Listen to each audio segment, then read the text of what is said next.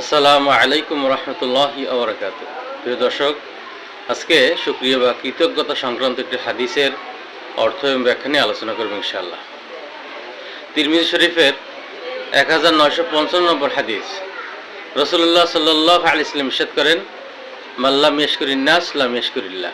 অর্থ, যে মানুষের শুকরিয়া আদায় করলো না, মানুষের প্রতি কৃতজ্ঞতা প্রকাশ করলো না, সে মূলত আল্লাহ তাআলা কৃতজ্ঞতা প্রকাশ করলো না। আল্লাহ জাল্লা শানু সাধারণত বান্দাকে অন্য কারোর মাধ্যমে নেয়ামত দান করে থাকেন। যেমন আমরা এই সুন্দর পৃথিবী দেখতে পাচ্ছি আমাদের পিতামাতার মাধ্যমে। সুতরাং নেয়ামত দান করেছেন আল্লাহ, কিন্তু অন্য কারোর মাধ্যমে।